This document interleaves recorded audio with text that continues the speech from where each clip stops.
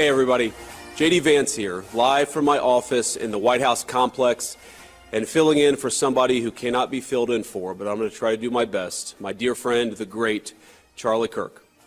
The last several days have been extremely hard for our country. They've been hard for me, hard for my family, hard for the countless people in this building who knew and loved Charlie Kirk, and of course, they've been hardest most of all for his darling wife, Erica, and their two beautiful children. The thing is, every single person in this building, we owe something to Charlie. He was a joyful warrior for our country. He loved America. He devoted himself tirelessly to making our country a better place. He was a critical part of getting Donald Trump elected as president, getting me elected as vice president. And so much of our success over the last 7 months is due to his efforts, his staffing, his support, and his friendship. I don't think that I'm alone in saying that Charlie was the smartest political operative I ever met. Everyone knew him as this fearless debater, this guy who would take the conservative message into hostile places and inspire younger generations to have courage. One thing that's hit a lot of those young Americans over the last week was how Charlie was there for them when others were not. When they were afraid to speak their minds, when they were afraid of what a professor would say, when they were afraid that they would be shouted down by their peers, Charlie was there, showing them that they could be courageous and that they could be bold. Charlie was a visionary. He was a luminary. He brought together people. He didn't just teach people how to speak. He didn't just teach people what to say. He didn't just teach people they could actually speak their mind on campus. He created a whole social network for an entire generation of young people. I know people who met their husband, who met their wife, who met the best man at their wedding at a TPUSA event. Because as you guys all know, it's not just about speaking our mind, it's about making friends along the way and creating that support network that won an election and that staffed the current federal government. I owe so much to Charlie. I've had friends reach out in just the last couple of days who sent me messages, screenshots that they exchanged with Charlie in the run-up to me getting selected by the president as his vice presidential running mate. And it's such an honor to have people show me that Charlie said, we want J.D. to be the VP nominee. And I just had a conversation with the president, and I think things are actually going well. I think he's actually going to choose J.D. Vance. Do you know what it means to me that such a good guy, such a good friend, such a lion and visionary of our movement was advocating for me? So I wanted to use this show today to advocate for Charlie, to talk about him, to talk about what kind of a guy he was, to talk about what kind of a man he was, what kind of a husband and father he was, and to take people, most of them from inside the administration, but some of them from without, who knew Charlie best, and to talk about what he meant to them, what he meant to this administration, and what he meant to the conservative movement. Now, I was very honored a couple of days ago on September the 11th, 2025, to fly out to Utah, where Charlie was shot and killed, to meet his wife, to meet his mom and his dad, his sister, all just incredible people who didn't deserve to have this happen to them.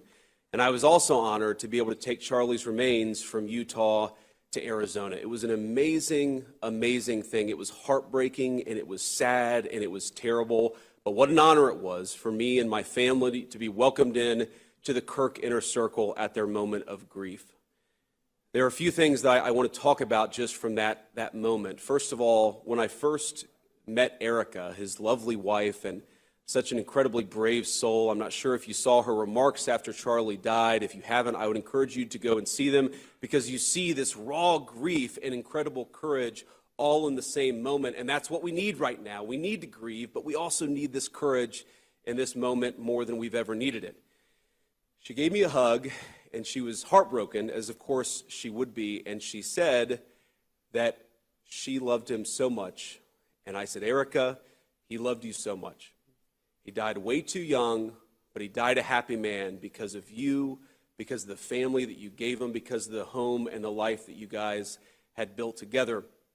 And we sat for about an hour, and we talked about Charlie. And, you know, in these moments, you don't know what to say. I'm a person who literally speaks for a living, and I had no idea what to say And I didn't try to console her, because how can you console a person who just lost a loving husband and father? But we just talked about Charlie. We talked about who he was. We talked about some of our favorite stories. We talked about some of his idiosyncrasies and all the things that made Charlie Kirk who he was. And she said something to me that I will never forget. My wife was there. It was just me and my wife on my side, and then a lot of people from the Turning Point's family, a lot of people from Charlie's family. And she said to me, I think that on the great balance of things that I'm a pretty good husband, but I can never say that I was never unpleasant with my wife. I can never say that I've never raised my voice to my wife. Like most husbands, even the good ones, we're sometimes imperfect. And I took from that moment that I needed to be a better husband and I needed to be a better father. Because of all these moments that I shared just in the last few days, the books that I've read to my kids, going up to their bedroom and kissing them and hugging them before bed, I just realized that all of these moments that I get to have, Charlie is not able to have them anymore. And Charlie's kids and his beautiful wife are not able to have them anymore.